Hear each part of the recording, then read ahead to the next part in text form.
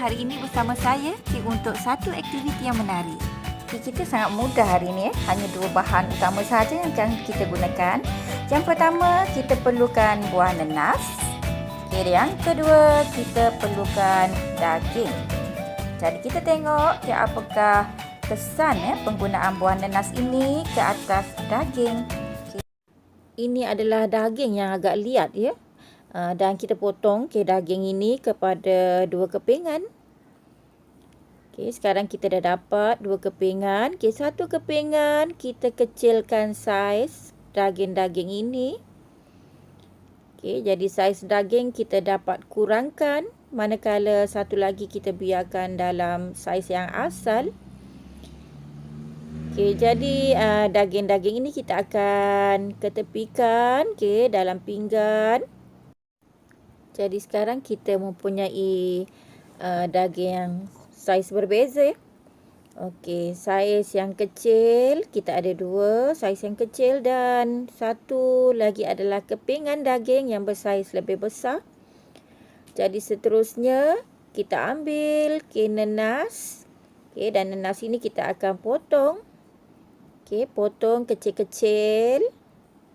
Sehingga kita dapat hirisan nanas yang kecil, dan sangat baik kalau kita boleh cincang terus cincang hingga hancur nanas tadi. Dan seterusnya nanas ini kita akan gaulkan dengan daging yang telah kita potong kecil-kecil tadi. Jadi seterusnya apa yang perlu kita buat? Kita akan biarkan untuk seketika. Kita biarkan untuk seketika dan kita lihat apa kesannya. Inilah daging yang telah kita biarkan lebih kurang dalam masa 10 minit tadi. Dan kita boleh lihat di sini jika anda lihat struktur daging setelah kita perap dengan irisan nanas, kita dapati bahawa strukturnya menjadi lebih lembut. Jika dibandingkan dengan struktur daging yang kita tidak perap dengan irisan nanas. Strukturnya adalah lebih liat. Jadi apakah keistimewaan nanas? Kita lihat di sini apakah keistimewaan nanas terhadap daging.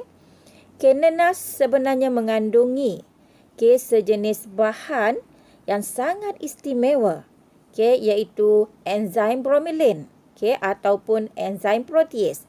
Bromelain adalah tergolong dalam kumpulan enzim protease yang berfungsi untuk melembutkan daging, di mana bromelain ataupun protease berfungsi untuk menghidrolisis protein ataupun kolagen yang terdapat pada daging. Dengan ini daging akan menjadi lebih lembut. Dan kita lihat di sini kenapakah saya mengecilkan saiz daging-daging tadi. Dan kita perlu ingat bahawa saiz sesuatu bahan yang lebih kecil mempunyai jumlah luas permukaan yang lebih besar. Dan hendaklah kita ketahui bahawa saiz ini memainkan peranan yang sangat penting. Semakin kecil saiz sesuatu objek atau bahan, maka semakin besarlah jumlah luas permukaan.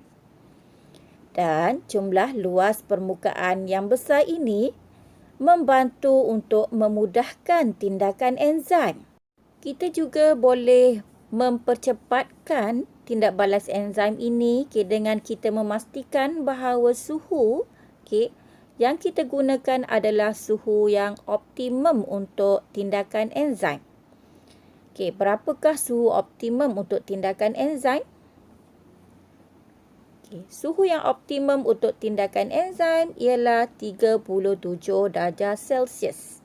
Kerana kadar tindak balas enzim adalah maksimum pada suhu yang optimum.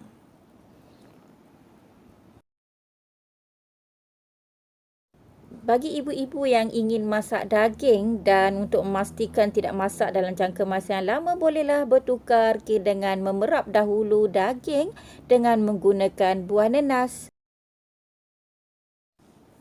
Ataupun kita boleh juga cuba dengan menggunakan betik muda kerana betik muda juga mengandungi enzim pepin ataupun protease yang fungsinya adalah sama untuk melembutkan daging. Jom jawab kuis keempat. Selamat menjawab.